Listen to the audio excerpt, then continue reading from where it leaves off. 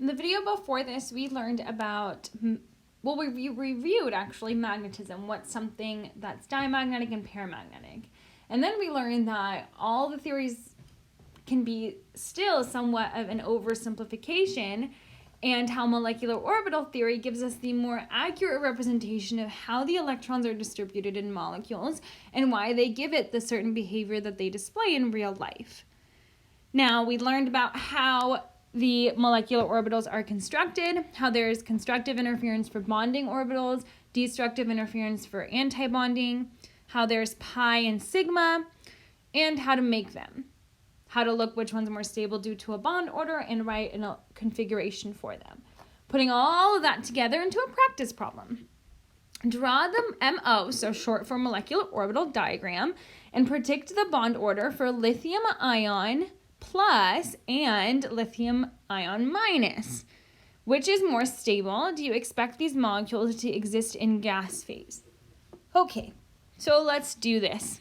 On this side, I'll start with my lithium 2 plus first. So that means I have a lithium here and a lithium here. Now, one of them will have the plus. I'm just going to give it to the left one. It doesn't matter which one because they're the exact same atom. So I have my 1s and my 1s. The plus will have, that's my 2s. That actually brings me up to a really good point. So what I did in the last video was when I drew the molecular orbital diagrams, or the ones that I showed you in pictures, they were all for the outermost electrons. You'll see some that starts at 1s, since we have the electron configuration that starts at 1s, and that's the ground state orbital. However, that can get a lot for the bigger molecules, so we usually just do the valence, the outermost shell. So my 2s and my 2s are my outermost. There's no electron in lithium ion because it has just the one electron in the outermost shell. And then for lithium, I have the 1. Then for sigma 2s and sigma 2s antibonding, then I fill in my electrons. Well, I only have the 1 down here. Let's calculate the bond order. Bond order is 1/2 times bonding electron 1 minus antibonding 0, and that's 0.5 or 1/2. Let's do this for lithium minus. So lithium, 1 gets a minus. Again, doesn't matter which one. 2s. This time, one will have 2 electrons and the other one will just have 1. Sigma 2s star. Now you take 1 electron from each atomic orbital. So I take 1 from here. It doesn't matter that that one was spin up. And 1 from here in param. It doesn't matter how they're spun. You know that 1 goes up and then 1 goes down. And then I have 1 left here. Let's calculate the bond order. 1/2 times my number of bonding, which is 2, minus 1 for antibonding. 2 minus 1 is 1 over 2 is 0.5. So, which one is more stable? Neither. They're the same stability, because they both are positive and over 0, greater than 0. So, because they have the same stability, they have a positive bond order that's greater than 0, they can exist in gas phase.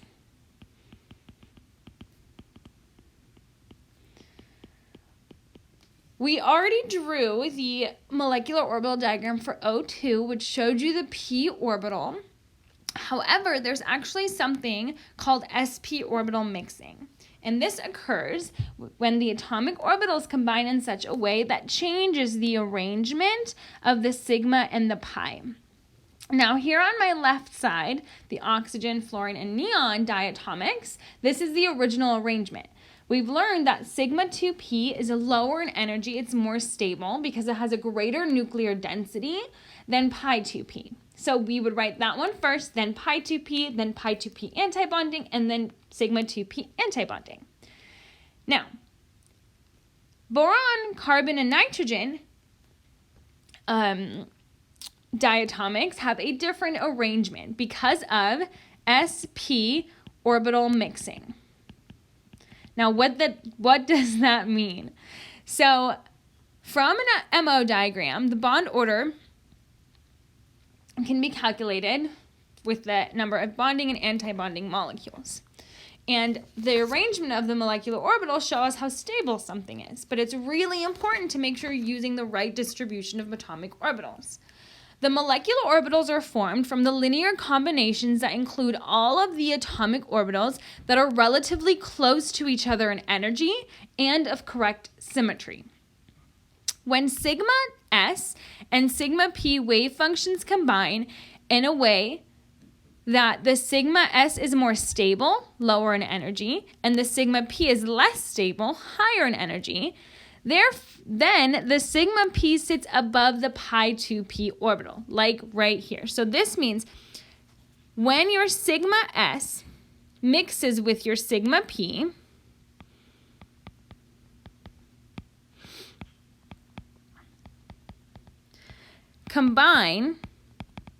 mixes combine in a way that the sigma s is more stable and sigma p is less stable, we get sp orbital mixing and this splitting. So then because this is less stable, it increases in energy and jumps above the pi 2p.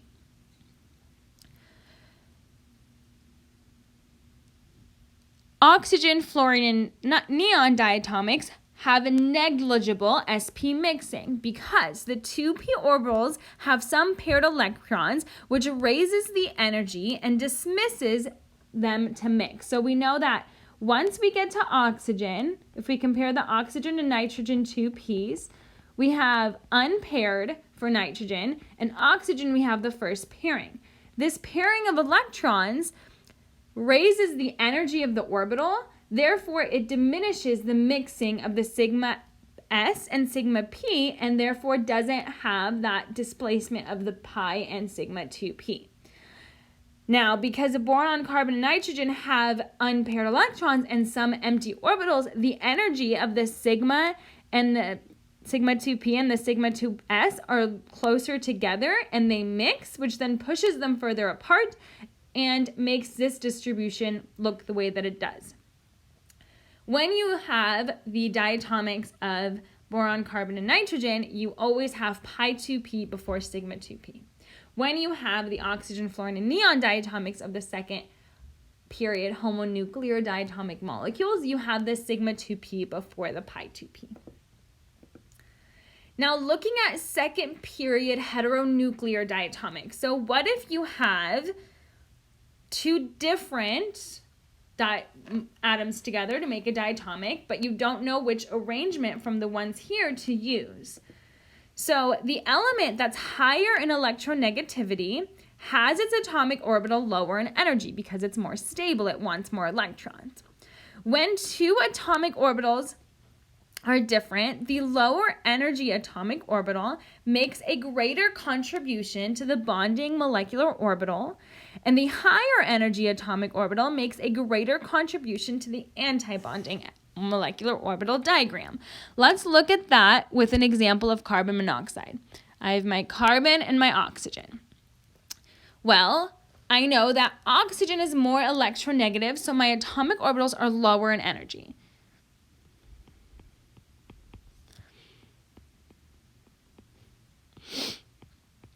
And my carbon is less electronegative, and the atomic orbitals are higher in energy. So then I would form my sigma 2s and sigma 2s star and fill those electrons in. And then the question is, well, what form do I use? I know that carbon has the sp orbital mixing, so my pi 2p orbitals are more stable and lower in energy. But my oxygen does not really have sp orbital mixing, and my sigma 2p is more stable and lower in energy. When you have a heteronuclear diatomic where you have a more electronegative element that goes with the original way of writing the molecular orbitals, that's the way you would write it for this. So because oxygen is more electronegative, it will create that molecular orbital lower in energy that it knows.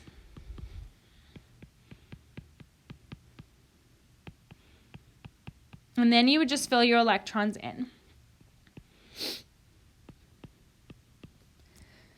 Now let's calculate the bond order. 1/2 times number of bonding 2, 4, 6, 8 minus 2 anti-bonding. That's 6 over 2, which is 3. That's pretty stable. Is this paramagnetic or diamagnetic? Everything is paired. This is diamagnetic. What is the molecular configuration for this structure? Sigma 2s2, sigma 2s star 2, sigma 2p2, and pi 2p4. Now, when you have a heteronuclear diatomic, the more electronegative is lower in energy, and it contributes more to the bonding. Therefore, its arrangement in sigma 2p and pi 2p will go first and trump the arrangement of the less electronegative element. When drawing molecular orbitals, the important thing is to remember to always first draw out your atoms in your atomic orbitals. Now, it's really important. You don't know the actual energy values, but just know that they differed based off of electronegativity. So you know through the trend which is more electronegative than the other. They're always linear combinations, but when they're different, like carbon and oxygen, the oxygen contributes to the bonding and the carbon contributes to the anti-bonding. So then since carbon is higher here, the arrangement of the carbon to the anti-bonding and the arrangement of the oxygen to the bonding, as you can see with the sigma 2p being bonded first.